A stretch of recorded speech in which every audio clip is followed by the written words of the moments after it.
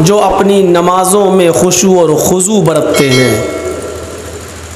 नमाज पढ़ने वालों को कामयाब नहीं कहा है, जो अपनी नमाज़ों में खुशू और खुजू बरतते हैं उनकी नमाज मुहज़्ज़ब नमाज होती है। वो नमाज का हर रुकन बड़ी तसल्ली और तशफ़ी के साथ करते हैं। वो अपनी नमाज की शक्ल सूरत नहीं बिगाड़ते हैं और ना ही अपनी नमाज में उजलत जल्दबाजी करते हैं। वल्लज़ीना हुम अनिल लग़्व मुअरिज़ून,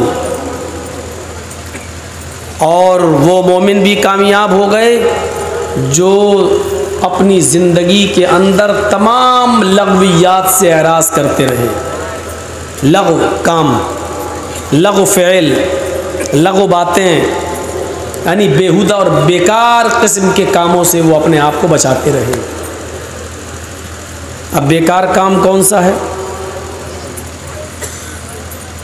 नमाज़ों से फ़ारिग होकर, बिज़नेस से फ़ारिग होकर, खेती बाड़ी से फ़ारिग होकर जब हज़रत उमर फ़ारूक रज़ी अल्लाह ताला अन्हु अपने घर पे आ जाते थे, थोड़ा बहुत आराम किया और आराम करने के बाद उठे, अब आज कोई काम ही नहीं है तो क्या करें? तो जानते हो हज़रत उमर फ़ारूक उस खाली वक्त को भी कैसे गुजारते थे? वो कोई कपड़ा लेते थे, बेकार किस्म का कपड़ा, और कपड़े को फाड़ देते थे और फिर सुई लेकर सुई में धागा डाल के उस कपड़े को सिलते थे। उनसे पूछा गया ऐसा आप क्यों करते हो? तो उन्होंने कहा कि बेकार बैठने से क्या फ़ायदा। कुरान कहता है जो लघु कामों से और लघु चीज़ों से अपने आप को बचाते हैं, दूर करते हैं। तो मैं फालतू था, काम था नहीं, घर में बैठा था तो क्या करता, मैंने इस कपड़े को फाड़ दिया और उसको सिल रहा हूँ, खाली वक्त मैं क्यों बर्बाद करूँ। हम अपना खाली वक्त कहाँ बेकार करते हैं? कैरम बोर्ड में, चौसर में। अपना खाली वक्त हम कहाँ बर्बाद करते हैं? ताड़ी पीने में, जुआ खेलने में। हम अपना खाली वक्त बर्बाद कहाँ करते? बस बैठे हैं, फालतू चीज़ें देख रहे हैं, बस यूट्यूब पे टच वाले मोबाइल हैं। और फुर्सत मिली तो क्या हुआ, कोई गाना ही सुन लो। ड्राइवर गाड़ी चला रहा है, हालांकि काम कर रहा है वो कहीं, लेकिन गाड़ी चलाने में उसका दिल लग नहीं रहा। बजाय इसके कि वो किसी अच्छे आलिम की तकरीर सुन ले या कुरान की तिलावत लगा दे, नहीं, उसका दिल नहीं लग रहा है, गाना लगा दिया, चल रही गाड़ी। हम अपना बेकार वक्त इस तरीके से ज़ाय करते हैं। हज़रत उमर फ़ारूक अपना वक्त कैसे लगाते थे? कुछ नहीं मिला तो कपड़ा फाड़ के उसी को सिल रहा है। तो कामयाब मोमिन बनिए, कामयाब मोमिन। अपनी नमाजें खुशू और खुजू के साथ अदा कीजिए। लगो कामों से और बेहुदा कामों से दूर रहिए। वल्लज़ीना हुम लिज़्ज़काति फ़ाइलून, कामयाब मोमिन की एक पहचान ये है कि वो अपने माल की ज़कात पूरी तरीके से अदा करते हैं। चलिए वक्त आएगा तो इस पर हम बोलते जाएंगे, अभी तो एक सरसरी तौर पर तर्जमा करके आगे बढ़ता हूँ। वल्लज़ीना हुम लिज़्ज़काति फ़ाइलून वल्लज़ीना हुम लिफ़ुरूजिहिम हाफ़िज़ून, और कामयाब मोमिन की एक पहचान ये है कि वो अपनी शर्मगाहों की हिफाजत करते हैं। अपनी शर्मगाह का कोई नाजायज़ इस्तेमाल नहीं करते। इल्ला अला अज़वाजिहिम औ मा मलकत ऐमानुहुम, सिवाय अपनी बीवियों के और अपनी लौंडियों के। फ़इन्नहुम गैरु मलूमीन, कि बीवी और लौंडी से शर्मगाह की हिफाजत न करने में तुम्हारे ऊपर कोई मलामत नहीं है, तुम्हारे ऊपर कोई आज़ाब नहीं है, तुम्हारे ऊपर कोई गुनाह नहीं है। बीवी है आपकी, लौंडी। उस ज़माने में लोग मर्द बेचे जाते थे, औरतें भी बेची जाती थीं। जिन मर्दों को हम ख़रीद लेते थे उनको ग़ुलाम कहा जाता था। जो लड़कियां बेची जाती थी उनको अगर कोई ख़रीद लेता था तो वो लौंडी कहलाती थी। उस लौंडी के साथ भी सोहबत करने में, जिमा करने में कोई गुनाह नहीं है, क्योंकि उसको आपने ख़रीद लिया है, वो आपकी है। खैर, अब दुनिया में जो हुकूक इंसानियत के जो कानून बने हैं उसमें मर्द और औरतों का बेचना दुनिया के ह्यूमन राइट्स के अंदर उसको जुर्म करार दे दिया गया। अब ना लोग बेचे जाएंगे ना ख़रीदे जाएंगे, ना लड़कियां बेची जाएंगी ना ख़रीदी जाएंगी। इसलिए अब गुलाम और लौंडी का सवाल नहीं है। फ़मान इब्तगा वरा ज़ालिक, अपनी लौंडी और बीवी को छोड़कर अगर आपने इसके अलावा कोई दूसरा रास्ता अख्तियार किया अपनी शर्मगाह को इस्तेमाल करने के लिए, फ़उलाइका हुमुल आदून, तो यही लोग हद से गुजरने वाले हैं, सरकश हैं, नाफरमान हैं। वल्लज़ीना हुम लिअमानातिहिम व अहदिहिम राऊन, और वो लोग भी कामयाब हैं जो अपनी अमानतों का ख्याल रखते हैं, अमानतों को उनके मालिकों के पास ईमानदारी के साथ पहुंचा देते हैं, अमानतों में ख़यानत नहीं करते। वह अहदिहिम राऊन, और अपने अहद पर कायम रहते हैं, अपने वादे पर कायम रहते हैं। जो ज़बान से निकल गया उस पर वो कायम रहते हैं, अपने वादे पर डटे रहते हैं। वल्लज़ीना हुम अला सलातिहिम युहाफ़िज़ून, और जो पाँचों वक्त की नमाज़ों की मुकम्मल हिफाजत करते हैं, उनको वक्त पर पढ़ते हैं। उलाइका हुमुल वारिसून, इतने लोगों को गिनती गिना दी आपको, कौन कौन?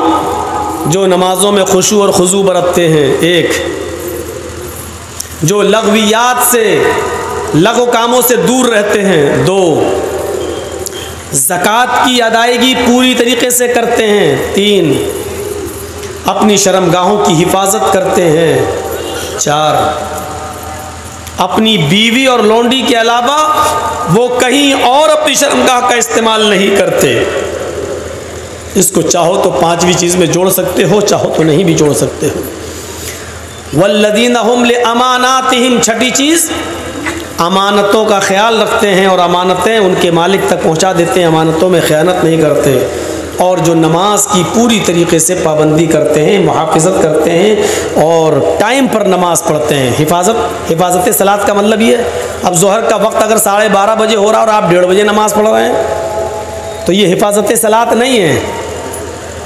ज़ोहर की असर की नमाज का वक्त अगर 3:15 पे हो रहा है और आप 4:30 बजे असर की नमाज़ पढ़ रहे हैं तो आप नमाज पढ़ तो रहे हैं, लेकिन हिफाजत सलात नहीं है, ये नमाज की मुहाफ़िज़त नहीं है। नमाज की हिफाजत, मुहाफ़िज़त सलात ये है कि आप नमाज को उसके वक्त पर पढ़ें। इतनी चीज़ें गिनाने के बाद अल्लाह ने क्या कहा? उलाइका हुमुल वारिसून, और जो अपने अहद व पैमान, वादे पर कायम रहते हैं, ये कौन लोग हैं? उलाइका हुमुल वारिसून, यही मालिक हैं, यही वारिस हैं। किसके? अल्लज़ीना यरिसूनल फ़िरदौस, यही जन्नतुल फ़िरदौस के वारिस हैं, यही जन्नतुल फ़िरदौस के मालिक हैं, यही जन्नतुल फ़िरदौस में जाएंगे। अल्लज़ीना यरिसूनल फ़िरदौस हुम फ़ीहा ख़ालिदून, और हमेशा हमेश के लिए उसी जन्नत के अंदर रहेंगे। जो जन्नत में रहे उस इंसान को अल्लाह ने मोमिन कहा है, कामिल मोमिन, कामयाब मोमिन। तो हम और आप इस दुनिया में सिर्फ कामयाब मोमिन बनने के लिए आए। दूसरे लफ्ज़ों में मैं ये कह दूं कि हम और आप इस दुनिया में अपने आप को जन्नती बनाने के लिए भेजे गए हैं। जो इंसान दुनिया में आने के बाद गुनाहों से दूर रहकर अपने आप को जहन्नम से बचा लेता है और जन्नत के अंदर अपने आप को दाखिल कर लेता है, वो कामयाब इंसान है। फमन ज़ुहज़िहा अनिन नारि व उदखिलल जन्नह फ़क़द फ़ाज़, जो जहन्नम से बचा लिया जाए और जन्नत के अंदर दाखिल कर दिया जाए वो कामयाब है। आइए, अब जन्नत में जाने वाले लोग कौन हैं? उसकी एक लिस्ट पहले मैं आपके सामने रख देता हूं।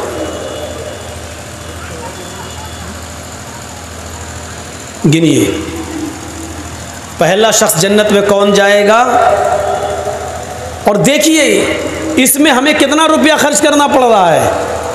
जन्नत को हासिल करने के लिए कितने रुपए की जरूरत पड़ रही है, जबकि हम जहन्नम तो लाखों करोड़ों रुपया खर्च करके खरीद रहे हैं, जबकि जन्नत में जाने के लिए कोई पैसा नहीं।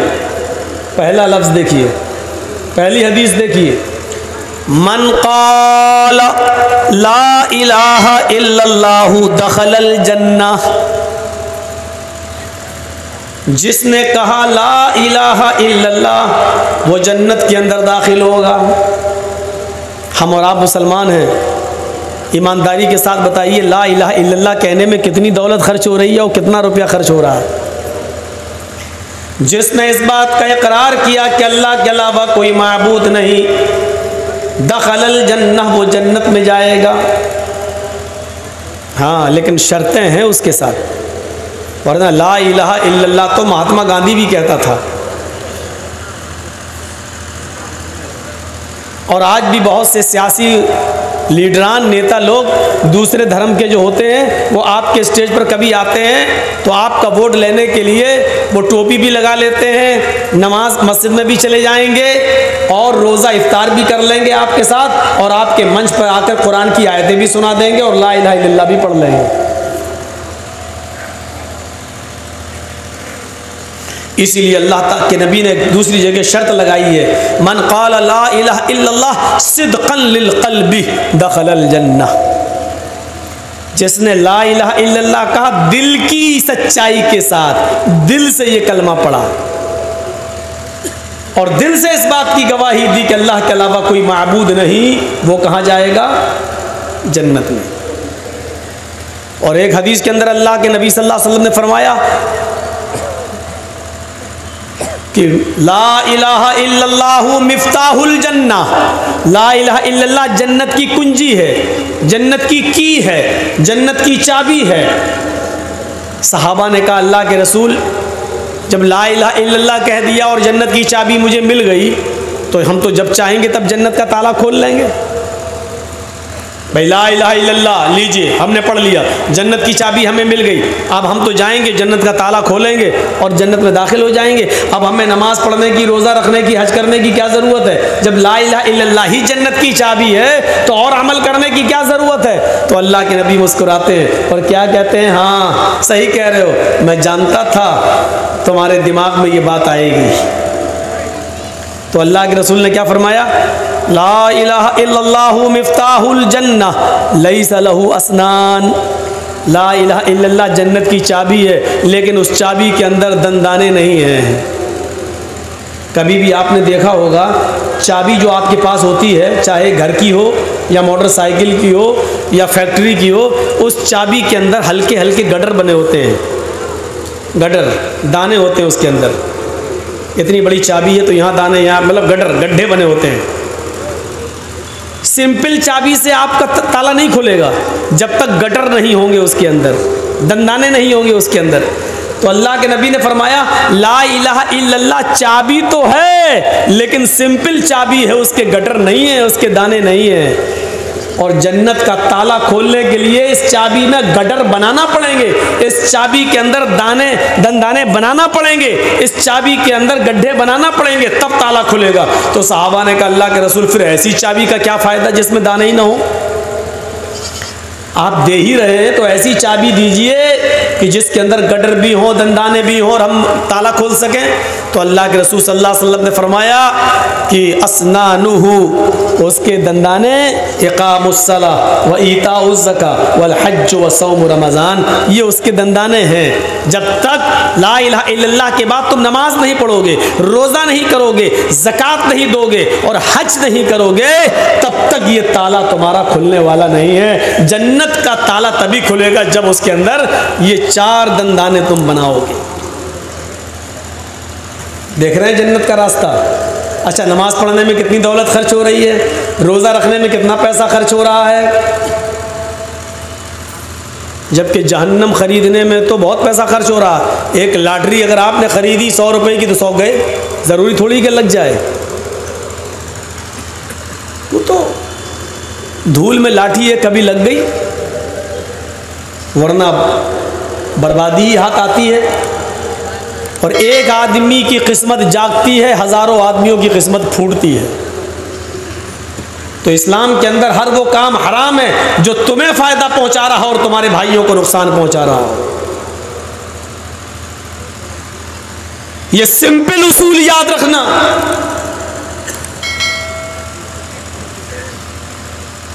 सिंपल उसूल।